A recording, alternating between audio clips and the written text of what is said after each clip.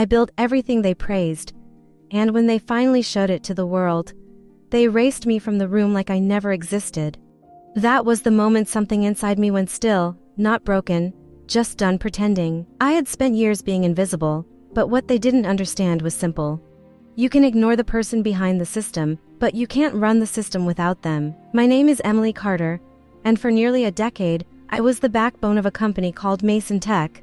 I was always the first one in the office and the last one to leave, the one fixing problems before anyone else even noticed they existed. I wasn't just writing code, I was holding everything together. While others took credit in meetings and smiled for investors, I was buried deep in the architecture, making sure nothing collapsed. I didn't hate the work itself, in fact, I loved it in the beginning.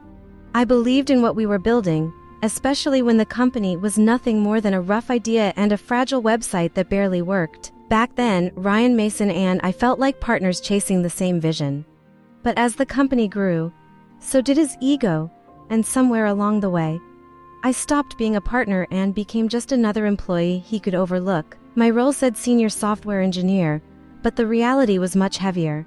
I mentored new developers, fixed rushed code, calmed down frustrated clients, and even handled things no one noticed, like preparing presentations minutes before big meetings. I wasn't asked to do most of it, but if I didn't, things would fall apart.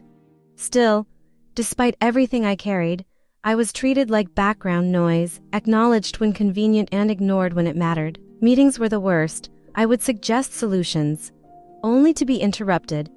And then minutes later, someone else would repeat the exact same idea and be praised for it. Ryan would laugh, clap them on the back, and call it initiative. Meanwhile, I sat there quietly, watching my own thoughts get handed to someone else. Over time, it stopped surprising me, but it never stopped hurting. Lately, things had shifted in a way I couldn't ignore. Ryan had become distant, cutting me out of important discussions and canceling our one-on-one meetings without explanation. At the same time, he started bringing in a wave of new interns, mostly young women who clearly weren't prepared for the technical work they were given. I found myself training them, correcting their mistakes, and guiding them through tasks I wasn't even responsible for. One morning, I caught an intern trying to access the production database with admin credentials she didn't understand. When I asked who gave her permission, she casually said Ryan told her she could explore. That was the moment my stomach dropped. It wasn't just careless, it was dangerous. The system I had spent years building was being handed to people who didn't know how to protect it. Despite everything, I kept working because the biggest investor demo in the company's history was approaching fast. Every single part of that system depended on me. I stayed late every night that week, checking every detail, building backups, and making sure nothing could fail. I wasn't going to let my work collapse, no matter how I was treated. But then, late one night, everything changed. I overheard Ryan talking with HR and a board member. His office door was slightly open, and I caught fragments of their conversation. He said I had been around too long and that people like me stopped being flexible. They laughed quietly and said I wouldn't cause trouble because I was too professional. That was the moment I realized they were planning to get rid of me. I went back to my desk and stared at the system I had built. There was a piece of code buried deep inside it, something I had written months ago as a precaution. It wasn't sabotage, it was protection, a quiet trigger designed to respond if my access was suddenly revoked. At the time, I never thought I would actually need it, but that night, I understood why I had written it. The next day, they called me into a meeting. No warning, no explanation, just a cold, rehearsed conversation where Ryan told me my position was being terminated effective immediately.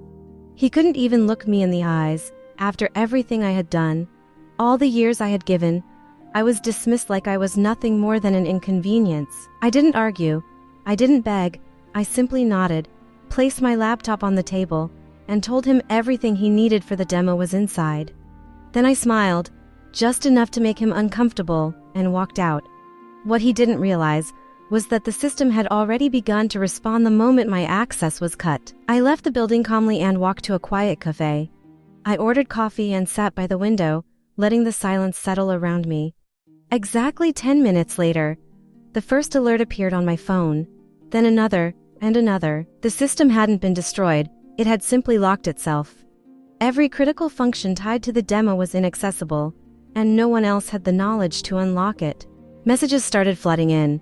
Confusion, panic, and then Ryan himself, demanding I call him immediately. I ignored him. For years, he had ignored me, and now he finally understood what my absence meant.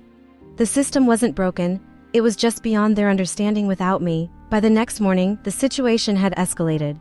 Investors were walking out, the demo had failed, and the company's reputation was crumbling in real time. Ryan called again, this time apologizing and offering me anything I wanted to come back. A better role, more power, even partnership, but I had already made my decision. I told him I didn't want anything from him.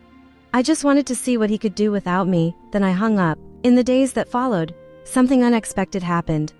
Former colleagues began reaching out, thanking me for the way I had treated them, acknowledging things I thought no one had noticed. It made me realize that while the company had ignored me, people hadn't. I wasn't invisible. I had just been in the wrong place. So I did something I had been putting off for years. I opened an old folder labeled Someday and started building something of my own.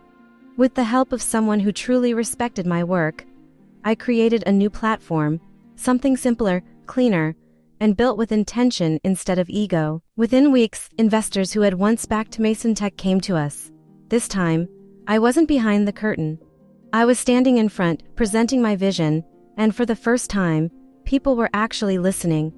Not because I demanded attention, but because I had finally stepped into a place where I was valued. Months later, Mason Tech was falling apart, exposed for the culture that had been hidden for so long. But I didn't feel satisfaction watching it collapse. What I felt was clarity. It had never been about me not being enough. It had always been about a system that refused to recognize value unless it came wrapped in the right image. Now, I wake up every day building something that reflects who I am, not what someone else wants me to be. There's no need for revenge anymore, no need to prove anything. Because the truth is, the real victory wasn't locking them out of the system. It was walking away and realizing I never needed them to begin with.